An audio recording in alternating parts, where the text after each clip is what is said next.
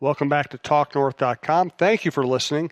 If you can, please download before you listen. It helps our business. I'd also like to thank our producer, Brandon Morton, and let you know if you'd like to sponsor this program or any of the programs on the network. You can reach me at jsouhan47@gmail.com. Talknorth.com is powered by Bite Squad. Go to bitesquad.com or download their app. Get food to your door in minutes. Use the promo code TALKNORTH to get your first delivery free. Talk North gets you your first delivery free.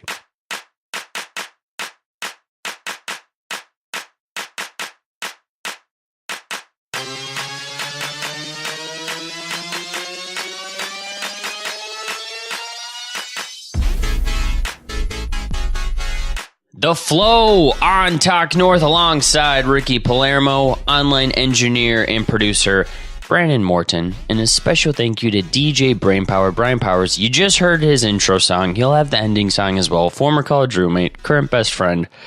Rick, it's birthday week. We're making some picks. 2 weeks through NFL. My Lord, has it been nice. And football's back, and I'm just happy to be here. So what's happening on episode 23? Episode 23, the MJ episode. It's a big one here. We got millennial problems. We got the NFL going. We're going to talk a little bit about what has happened through 2 weeks in the NFL because it's pretty crazy. Then we're going to talk about some picks because why would you listen if you're not here to make money?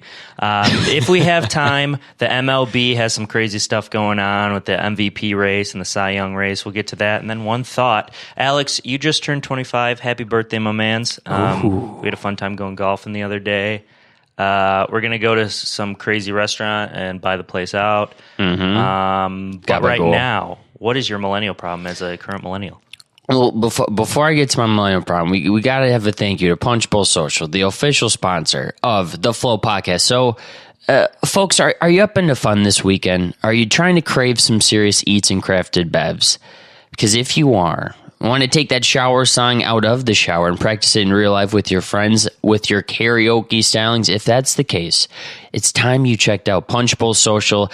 They serve all of the good stuff, all fresh and made from scratch with features like avocado toast, lobster bacon fries, plus happy hour specials, late night eats, and over-the-top Bloody Mary bar every Sunday. And now that it's football season, you need that Bloody Mary bar on Sundays. Folks, it's a shocker, but like their name, Punch Bowl Social serves 4- and 8-person punch bowls that are perfect for sharing, plus crafted cocktails, fresh juice, and extensive booze-free beverage list. And don't forget about the adult milkshakes as well, which we tried at the live show. They're absolutely phenomenal. With 2 private karaoke rooms, they got a bunch of social games as well, like bowling, bocce ball, giant Jenga, 8-person foosball. Punch Bowl Social proves endless opportunities to hang out with your friends. And you can also make new ones to book your holiday party, corporate event, or fun night out at Punch Bowl Social Minneapolis in the shops at West End. Call 763-400-3860 or visit them online at punchbowlsocial.com. One of the best slogans in the business, Punch Bowl Social, here's to going out right. I know I've done it a couple of times. Rick, I think you've gone out at Punch Bowl Social a couple of times as well. Great place. Great live show 3 weeks ago now. Maybe even 4 weeks. Man, that thing's in the rearview mirror, but that was still a good time. It was a fun time. We'll be back. So 2 millennial problems. Mine, we were both exposed to this, and this was really... Millennial problems has become a broad segment, but this is very thoroughly a millennial problem. Yeah, this is classic millennial problems. So we go over to the boys' house. You know, I have you have a Bears house and a Packers house you'll kind of go to. I have a Vikings house I'll go to. You watch the Chicago game at the bar. But one of our Sunday hangouts for football is Thelly and Jim's place. And Thelly is our golf commissioner of our golf league. He was at the live show. Podcast listeners, you've heard about him before. Here's what happens. We go up and 4 guys that live there, 4 of our friends. 2 of them are down hanging out watching football. You know, it's football Sunday. Because it's Sunday, and what you do is you gather with the boys and you watch football. Girls are invited too. But Thelly and Mikey are upstairs staring into screens in dark rooms. They're playing Fortnite with each other in different rooms with 2 of their other friends. And they missed all of Sunday Night Football. Meanwhile, Thelly has a taped wrist like he's playing shortstop for Smooth Baseball. Guess what? You graduated 4 years ago. So we're like, Thel, what's up with the wrist tape? You're not working out here. He goes, dude, I have the worst carpal tunnel ever. Tunnel. Then it's bad. What are you doing playing vids then? The guy gets carpal tunnel at work, typing all day, comes home, starts playing the Fortnite. Guy's got serious problems. I mean, what are you doing? There's a couple of problems there. Well, yeah, the first problem is that you're not watching football with the boys on Sunday. Instead, you're playing Fortnite. It's fun. Video games are fun. And it's not just Fortnite. It's any video game, right, that could take this place. Yes. But the fact that him and Mikey were playing with each other in different rooms of the house. And Pelly was in his own room. Mikey was in the other room. Both had the headsets on. You're playing. So that's another issue. And Mikey Biceps isn't even Mikey Biceps anymore because he hasn't even worked out in 4 months because he's been playing Fortnite. We're calling Thelly and Mikey out. It was, I mean... They need to get off. They've had a binge going for a while now. They have. It's time to stop it. It's time to hang with the boys. Pokemon Go was a thing for a while, and then people kind of dropped that, Here's the next one, Fortnite. And you go to a football game, I got 6-year-old kids doing Fortnite dances. I mean, and our 27-year-old friends are losing to some 7-year-olds in South Carolina, and they're laughing in their face like, buddy, grow up. Is it too far to say grow up? Well, they're older than you, so I don't know. Yeah, that's true. I can't really do that. Okay. But they need to figure it out. They need to figure it out. They played for 5 hours. 5 hours. Yeah, I think we got there at like 5. And you got there a little before me. They were hosting people for the 1 o'clock games, like their girlfriends were over and some other people, and so that's work. I mean, and I can understand how you might want to just calm things down and just chill, but hey, picking video games over your friends, that to me is a millennial problem. So that's mine this week. And also, injuring yourself to play a video game makes 0 sense to me as well. Don't do that. That's a problem. Can't. Yeah, our whole generation's going to have the worst arthritis in our hands ever. It's bringing down the name of the Jaguars. It's going to be unprecedented. Rick, what's yours, man? All right, so mine is when you're at home and you've got the FOMO going on because you can't go out and there's a big weekend or a big celebration and all your friends are going to be there, but you can't be there. So what you do... FOMO kicks in and you sub-snap everybody or sub-Instagram post everybody. Oh. So everyone else is out having a good time. You're at home watching a movie with your dog trying to convince your followers that you're actually having a better time than everybody else is. But in reality, you're sullen by the fact that you're not out and that nobody really cares that you're not out and they haven't brought your name up. So you try to make yourself feel better by posting on social media things like, what a great Friday night I'm having, or this is where I'd rather be, sort of things like that. So this came up a few weekends ago. A friend wasn't able to go and experience the world with everybody during alumni weekend. You're talking about yourself? No. Okay. Which I was part of that group. I couldn't go to alumni weekend, but I didn't post. I had other things going on. But if you can't go to a party and everybody else is there, and you sub-snap them, saying like, oh, what? This is my kind of Friday night, something like that, taking shots at the world, and you can't experience it, it's a millennial problem. Are you saying FOMO is not real? Because no, FOMO is real. I'm saying when you're snap about, when you're having FOMO and you use sub-snapping or sub-Instagram posting to deal with it, that's a problem. That is no, okay. I see. In the beginning, you almost said that your FOMO's because you think people are talking about the fact that you're not there, but that's not real, which I would agree that's not real. So it's a false sense of FOMO. But regardless, you're having FOMO. I see your point. You're trying to convince yourself you're having a better time than everybody else. How many times can we say FOMO in a podcast? To talk yourself through it. It doesn't work. Brandon likes it. No, I think FOMO's a bunch of crap. I never... Back in high school, when we were all just bizarre, weird children, FOMO maybe crept in every now and then.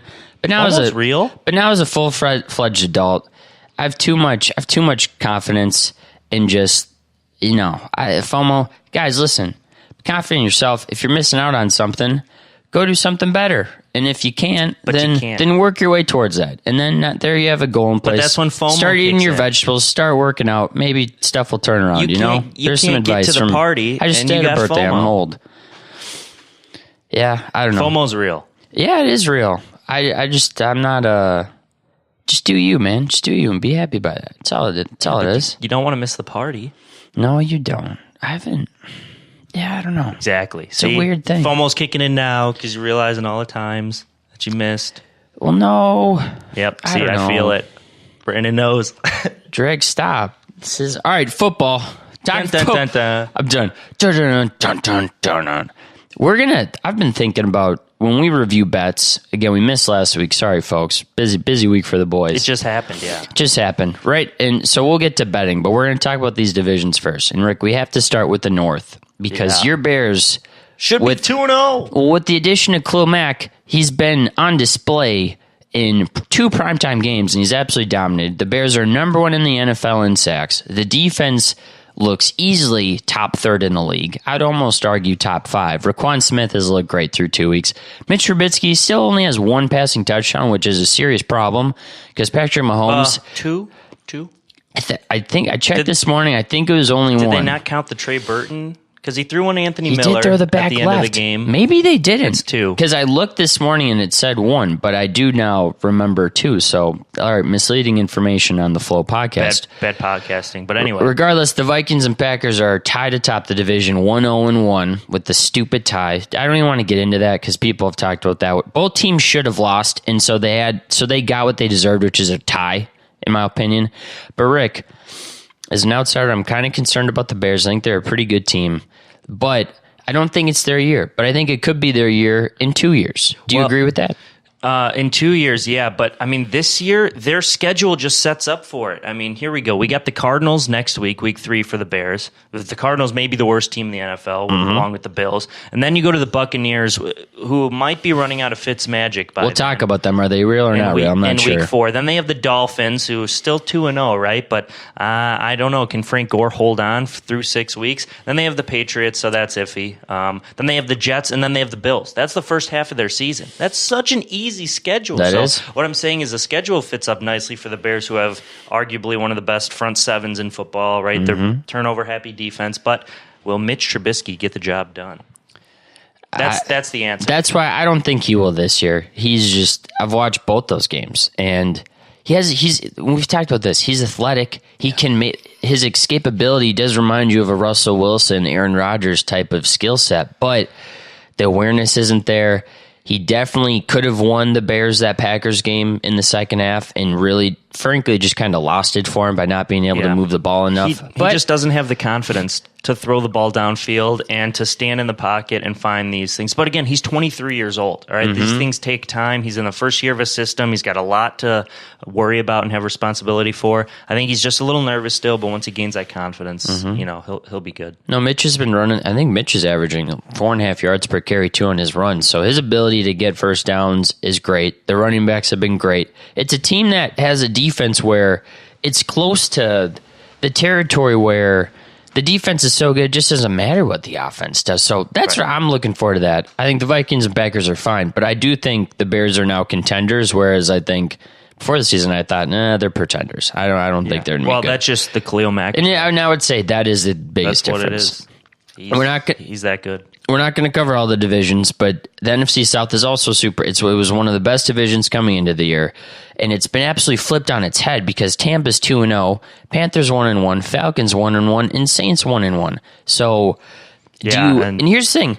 Ryan Fitzpatrick has had good seasons. He had a great season for the Jets. He's been at a couple other stops where he's been good.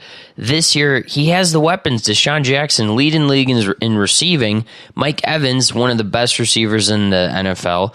And Chris Godwin's a really good number 3 receiver, too. So it's a team that actually has some good Gerard McCoy on defense along with Levante David.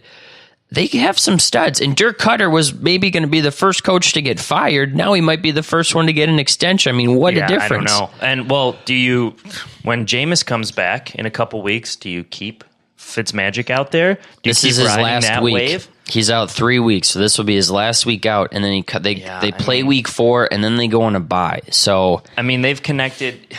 I'm not going to say it's lucky because it's not. He leads the NFL in receiving in passing yards. Ryan Fitzpatrick does, but I mean he's connected on some bombs down the field. How often do you connect on 75-yard passing touchdowns in consecutive weeks with O.J. Howard and Deshaun Jackson? It's crazy. I don't know. I mean the main thing we need to talk about here is how great his post-game presser was because he stole Deshaun Jackson's clothes and just looks like Conor McGregor and broke the internet for a second there. That was pretty cool. He went alpha male on the bid. It was pretty cool. I agree. Panthers lost to the Falcons last week. They had a chance to tie the game at the end, but rookie DJ Moore dropped a pass in the end zone. It would have been his second